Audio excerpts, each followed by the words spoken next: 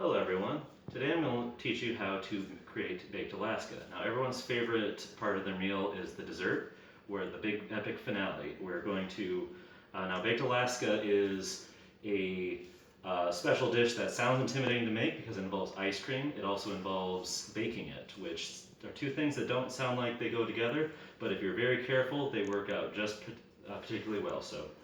Um, I've made this before in the past. It took a lot of trial and error, and eventually I figured out how to get it down to a science. So follow these steps, and you can make it for yourself at home. First step that you're going to make is you're going to take a glass bowl, or you can use a metal bowl, whichever one works for you. It just has to be able to be frozen. Using basic cooking spray, usually vegetable oil will work, but I'm using your typical butter one here. I spray the inside, just a little bit, that's all you need. Using a paper towel, you can spread it around the inside, cover the entire intro. And once you're done with that, we need to place some plastic wrap over the bowl. This is just so it's easier to pull from the bowl because it's not going to stay in this bowl forever. This is probably one of the second trickiest part of the recipe is getting the plastic wrap to stick into the bottom of the bowl. Usually you have to do about 2 times, but maybe 3. Now this dish usually takes about 3 steps to prepare. You gotta put the ice cream into the bowl, you have to create the meringue, and then you have to toast the top of it. The ice cream is probably the most time-consuming part, but we have some melted ice cream flavors. You can do this with many different flavors as you want. You just need 3 different ones. I'm doing your basic vanilla chocolate and strawberry, the fail-safe way. But you can also make it look really pretty by doing 1 scoop,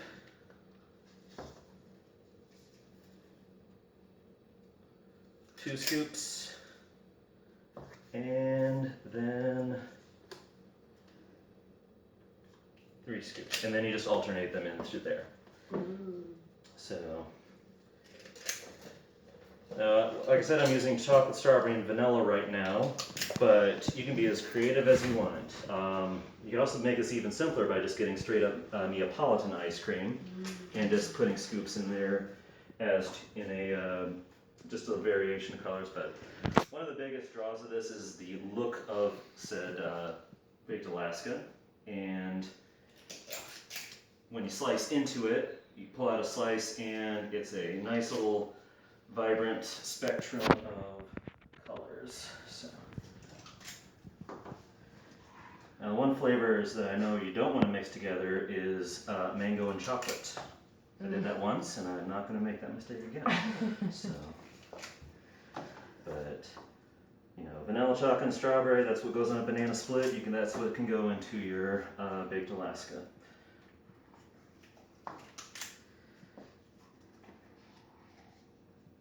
And you can also be a little bit more creative and do sorbets or dairy-free ice cream.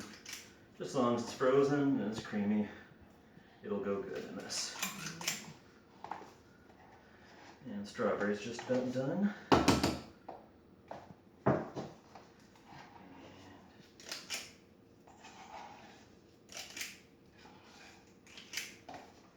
And vanilla. Now you can also do layers of this in here where you add in some like crushed up cookies or graham crackers. But I'm going to skip that, and I'm just going to do a solid layer of sliced pound cake. This is just regular pound cake. I got it from the freezer section at Harris Teeter. But first, before we apply that, as for the bottom layer, we need to make sure that the cake is nice and flat. So we're going to pull another layer of plastic wrap. We're going to mash it down. It's not going to be perfectly flat, but we can try to get it so it's fairly even into the bottom there.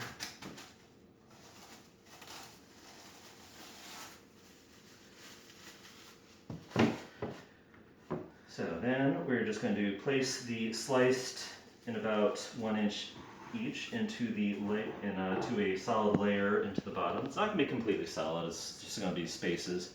But as long as it can support the overall weight and it's pretty evenly distributed, you can break them into some smaller pieces and get them all in there. You can even throw some on top of the others. You can also do like a chocolate pound cake or anything like that.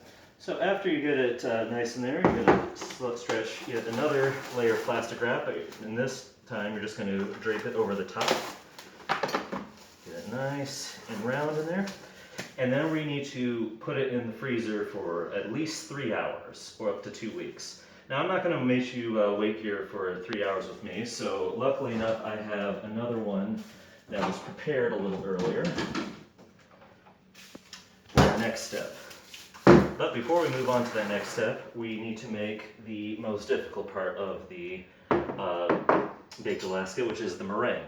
Now meringue is a nice little fluffy treat that goes on top of just about any of desserts. It can go with a fruity one, chocolatey one, but it is temperamental though. You want to make sure it's made just the right way.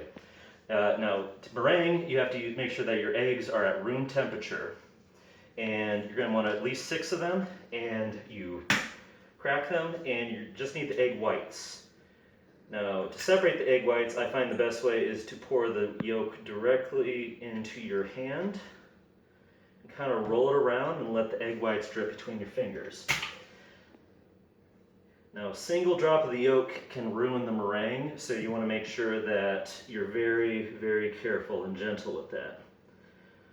Once that's done, you can dispose of your gloves and get a new set for cleanliness sake. And now, just blending these up isn't going to get the consistency that I wanted, so I am going to throw in a 1/4 teaspoon of cream of tartar.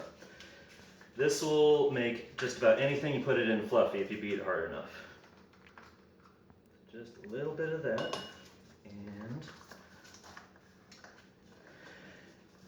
then we're going to blend it.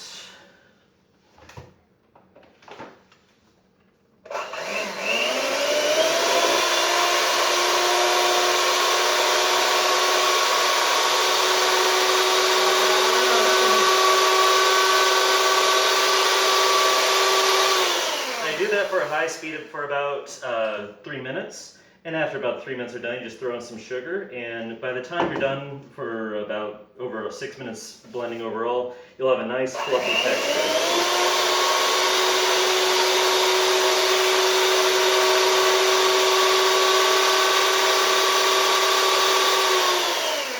After you've done that for a good amount of time, it should look just like this. Nice, fluffy, and pretty solid. You can get little peaks on there as well.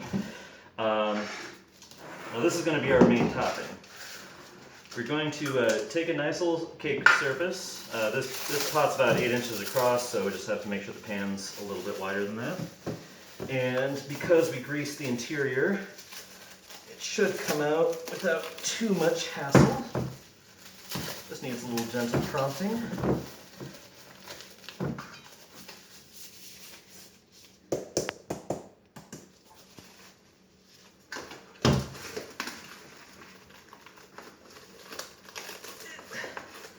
Maybe if you run like hot water over it. No, there we go. Oh. There we go. Yeah, just needs a steady hand, and you have a nice mix there. Just want to make sure you get all that plastic wrap off. That's not going to be a nice experience in your teeth. So. Now, one of the best things about Baked Alaska is its unique look, and you produce enough of it that it's a good thing to serve at a dinner party. So, it's always something that you want to share. So, we're going to take our fluff here, and we're going to give it a little extra mix, and we're just going to glop it on top there. Glopping. So you just really kind of want to pile it up on the top and then just spread it around. Now you're probably going to need to do a couple layers of this. but you just want to make sure that the whole thing's covered. Now every time I've made this, I've always made too much meringue, so it's okay to pile it on. So you will have enough to cover the whole thing. Now if you let any of the egg yolk get into the egg whites, the meringue will not get fluffy. Instead, you'll just blend it out forever and it'll just bubble. So egg whites give you this nice fluffiness for the texture, which is just perfect for that. Looks so velvety. And once it's completely covered, you can take your spoon and just give it a little swirl and make it look really nice. Now they're not very visible now, but that'll come into effect a little later. Well, just kind of make it look nice so it's all fluffy like that. And at this point, you're going to want to refrigerate it, or put this in the freezer again for at least 30 minutes to at least about an hour or 3 hours or so. Once again, I'm not going to make you sit through all that. And I'm just going to move on to the next spot with Gorgeous. this prepared one that I prepared earlier.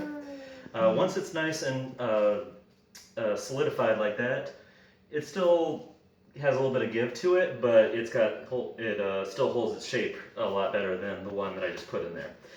Now the part of the baked Alaska that means baked, you can do it one of two ways. One, you can preheat the oven to 500 degrees and pop it in there for about 5 to 10 minutes. That's a little boring now. I'm going to do it the fun way. You can take a blowtorch to it. Get the torch. And you toast it. Oh, wow. There's the sauce you're talking about. Oh, yeah.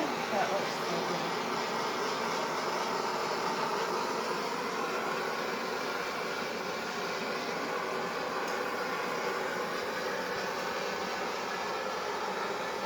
Oh, that sugar is caramelizing so well.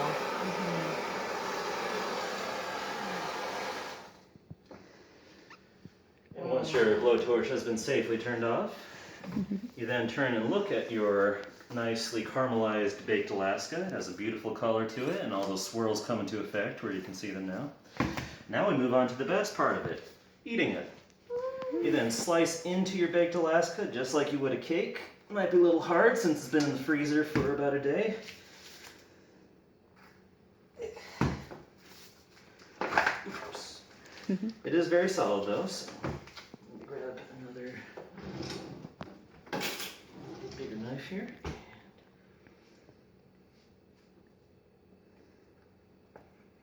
There you go. There.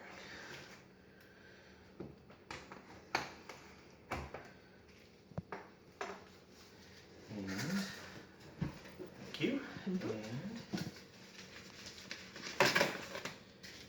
you just slice into it like a piece of cake, and then you can gently pull it out.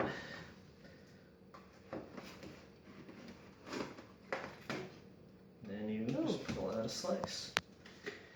And then you move on to it. Just share it with your friends and family, and that's how you make baked Alaska. So I hope you've enjoyed making this video with me. I hope you've learned something. And I know you'll enjoy a slice of baked Alaska for yourself.